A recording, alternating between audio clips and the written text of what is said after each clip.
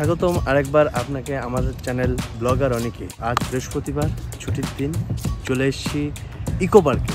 তো চলুন টিকিট কাউন্টারে যাই। টিকিট কাউন্টার পাশে, টিকিট কাউন্টারদের টিকিট কেটে চলুন ভেতরে ঘুরে আসা যায়। 2019-এর লকডাউনের সময় এসেছিলাম একবার, আর তারপরে আর আসা হয়নি। তা চলুন দেখি ভিতরে কি নতুনত্ব আর কি ডেকোরেশন করেছে না করেছে সব দেখে আসি। চলুন দেখতে থাকুন আমার চ্যানেল ব্লগার অনিক। চ্যানেলে নতুন হয়ে থাকলে সাবস্ক্রাইব করে দেবেন, আর কেমন লাগলো না লাগলো ভিডিওতে একটা কমেন্ট দিয়ে দেবেন। তো চলুন, টিকিট কাটা হয়ে গেল, এখন আমরা গেটে এন্ট্রি করব। তো চলুন, ইকো পার্কের ম্যাপ।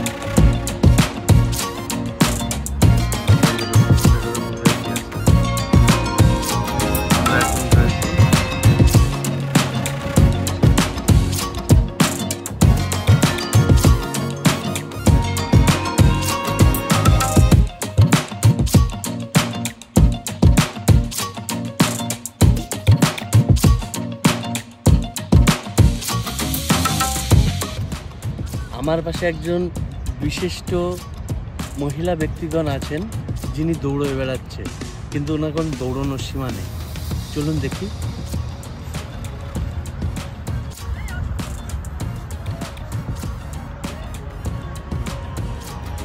কি মনে হয়, আমি দৌড়ে উঠতে পারবো?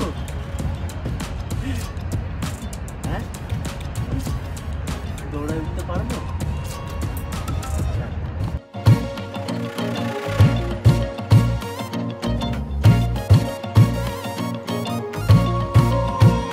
ইকো পার্কের মেইন বিশেষত্ব হচ্ছে সোলার ডোম। ইকো পার্কে সাইকেলিং করতে আসলে চলে আসবেন, এই যে সাইকেল ভাড়া পাওয়া যায়। আর ওই যে ইকো পার্কের হচ্ছে সোলার ডোম। আমরা এখন একটু পরে ওখানে যাব। চলুন, বোট চড়ার ইচ্ছা হলে এখানে চলে আসতে হবে। বোট পুরো ইকো পার্ক ঘুরে আসা যাবে। আর ওই পেছনে আইফেল টাওয়ার পেছনে আছে।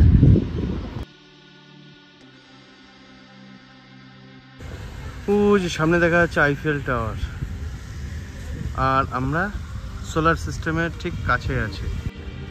ইকো পার্কের সবচেয়ে আমার ফেভারিট জায়গা হচ্ছে এই জায়গাটা। এই জায়গাটা সন্ধে হবে 6টা সাড়ে 6টার পর থেকে এখানে মিউজিক্যাল ওয়াটার শো দেখায়, ঠিক সন্ধ্যের পর থেকে।